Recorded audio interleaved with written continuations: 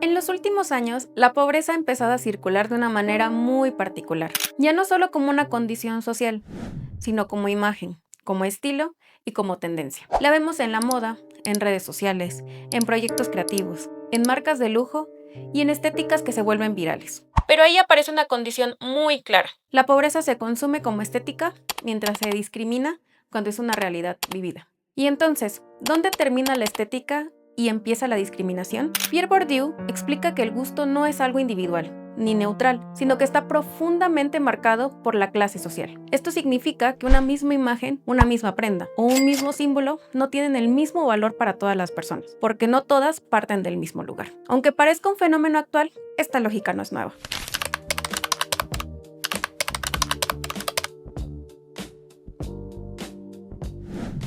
Un ejemplo histórico muy claro es María Antonieta. Mientras gran parte de la población francesa vivía con hambre extrema, ella se vestía como campesina y simulaba una vida sencilla, en una villa artificial dentro de Versalles. No era pobreza, era una representación de la pobreza, sin carencias reales, sin violencia y sin miedo. La pobreza funcionaba como un disfraz que podía quitarse cuando dejaba de ser cómoda. Esa misma idea de presentar la pobreza sin vivirla no se quedó en el pasado. Hoy reaparece con fuerza en la industria de la moda.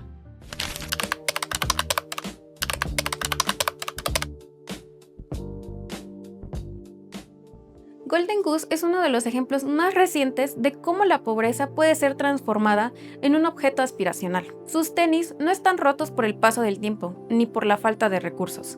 Están diseñados para parecer desgastados, sucios o reparados desde el inicio, y se venden a precios que solo ciertos sectores pueden pagar. Aquí ocurre algo fundamental.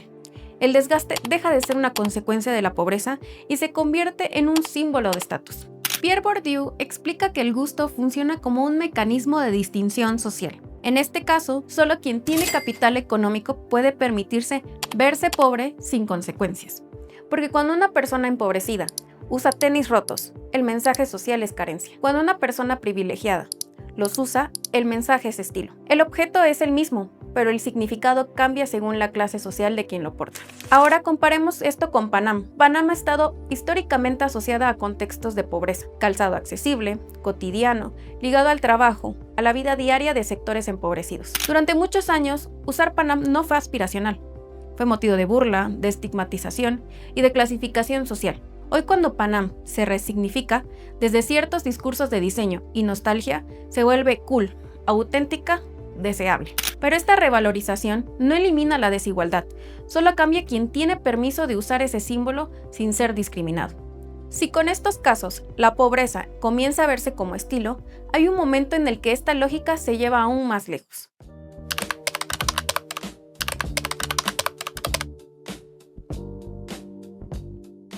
Si con Golden Goose la pobreza empieza a verse como estilo, con Balenciaga esa lógica se lleva al extremo. En 2022, la marca lanzó los Party Fully Destroyed Sneakers, tenis completamente rotos, sucios, desgastados, diseñados para parecer que ya no sirven. Balenciaga explicó que el concepto buscaba hablar del paso del tiempo, del valor de lo usado y de la sostenibilidad, al proponer un objeto que no pierde valor aunque se deteriore más. Pero aquí surge una pregunta clave. ¿Quién necesita realmente un zapato que ya está destruido desde el inicio? Para muchas personas, en situación de pobreza, usar calzado roto no es una decisión estética, es una consecuencia directa de la falta de recursos. Sin embargo, cuando ese mismo desgaste aparece en una marca de lujo, deja de ser señal de carencia y se convierte en algo deseable. El problema no es el zapato, sino quién lo representa. Unos tenis así, sin el nombre Balenciaga, serían vistos como basura. Con la marca se transforman en un objeto de lujo. Esto demuestra que la pobreza no se vuelve aceptable por sí misma, sino solo cuando está respaldada por prestigio, precio y marca. En lugar de cuestionar la desigualdad, este tipo de productos la normalizan, porque permiten consumir la imagen de la pobreza sin vivir sus consecuencias. Pero esta no es la única forma en la que ocurre.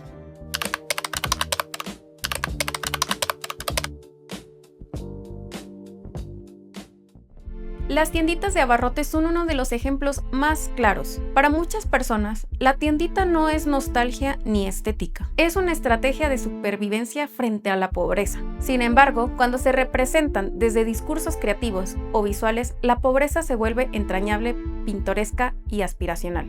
Judith Butler habla de qué vidas son visibles y cuáles no. Aquí, la imagen de la pobreza circula, pero la vida que la sostiene queda fuera. La pobreza se convierte en decorado, no en experiencia.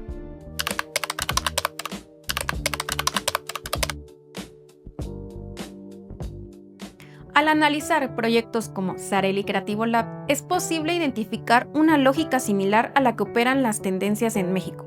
Aquí ciertos elementos asociados a la pobreza en México se presentan como inspiración visual.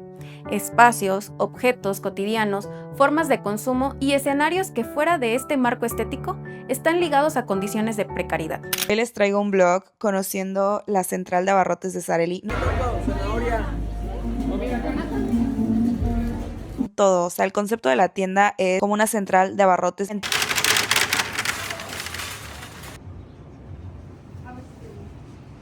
Las bolsas estaban como en unos refrigeradores como del mercado, que estaba increíble, les digo, el concepto era como de mercado literal.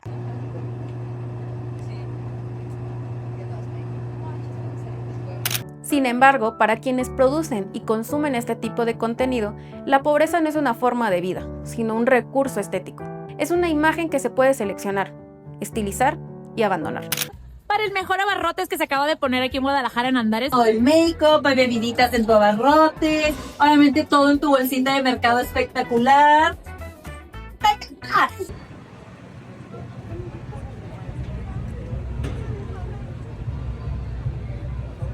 En este sentido, la pobreza funciona como un disfraz. Toma fragmentos de una realidad marcada por desigualdad y los convierte en estilo, sin cargar con las consecuencias materiales de esa condición. Hello, acompáñame a conocer la nueva tienda de abarrotes de Ana Zarelli. Tiene muchos detalles que sí se asemejan como si estuvieras en una central o en una tienda de abarrotes. Vean por favor cómo en los refris están algunas de las bolsas.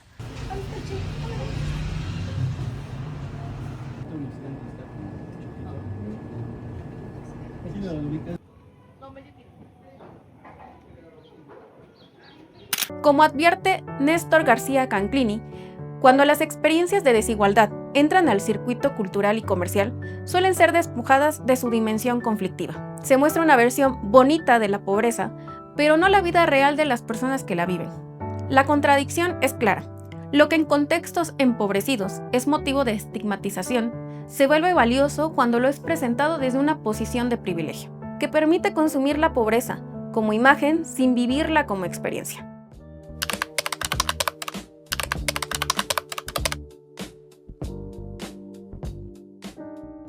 Todos estos son ejemplos que nos llevan inevitablemente a la pregunta: ¿dónde termina la estética y dónde empieza la discriminación?